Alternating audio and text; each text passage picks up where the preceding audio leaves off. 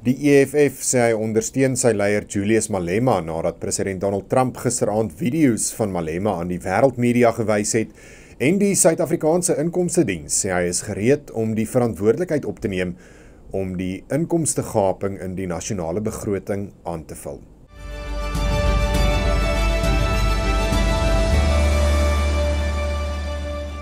Goeiedag, dit is vandag die 22ste Mei.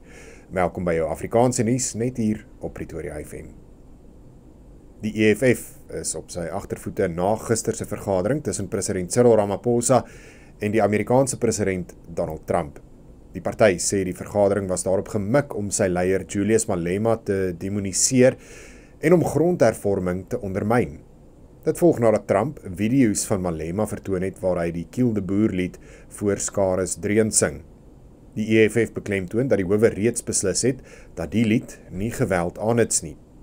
Die party het Ramaphosa se afvaardiging, wat onder meer die minister van Landbou John Steenhuisen, asook Johan Rupert en Ernie Els ingesluit het, as wit bevoorregte elites beskryf. Die Suid-Afrikaanse Inkomstediens het aangedui dat hy gereed is om die verantwoordelikheid op te neem om die inkomstegaping in die nasionale begroting aan te vul. Dit kom in reaksie op die minister van Finansies Enoch Godongwana se begrotingsrede wat weer gister ter tafel gelê is. Godongwana het 'n finansiële inspuiting van 7,5 miljard rand aan die inkomstediens toegewys in die hoop om 'n bykomende 20 tot 50 miljard rand per jaar in belasting in te vorder. Die kommissaris van die SAID, Edward Kieswetter, sê dat hulle nie daaraan dink as bykomende druk nie, maar eerder as 'n geleentheid om die fiskale integriteit van Suid-Afrika te versterk. Kieswetter sê die inkomstediens het 'n oningevorderde belastingrekening van 500 miljard rand. Die Outomobielassosiasie het die verhoogde brandstofheffing van 4% wat in die minister se begroting aangekondig is, veroordeel. Volgens die AA sal dit vervoerkoste opjaag, voedselpryse hoër laat styg en meer druk op reeds sukkelende huishoudings plaas. Vanaf 4 Junie styg die algemene brandstofheffing ingevolge die begroting met 16 sent per liter vir petrol en 15 sent per liter vir diesel, wat die eerste verhoging in 3 jaar is. Die vereniging waarsku dat lae inkomste huishoudings, wat 'n groter deel van hulle inkomste aan vervoer bestee, die swaarste hierdeur getref sal word. En die Departement van Water en Sanitasie het bevestig dat die hervulproses van die Lesotho Hoogland Waterprojek begin het.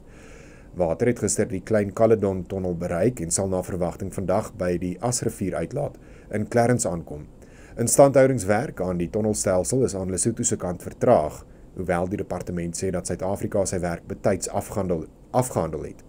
Die tonnel speel 'n sleutelrol in die Vrystaat en Gauteng se watervoorsiening en lewer jaarliks meer as 400 miljoen kubieke meter water aan die Valdam. Minister Phemi Majordina sal Sondag die watervloei na 'n sluiting van meer as 7 maande by die Asrivier uitlaat waarneem. Dit dan die einde van jou nuusbulletin vandag. Baie dankie dat jy ingeskakel het. Onthou om hierdie te deel met jou vriende en familie. Op so 'n manier bly ons almal dan ingelig en op hoogte. Van my kant af, mag jy 'n heerlike dag verder hê. Totsiens.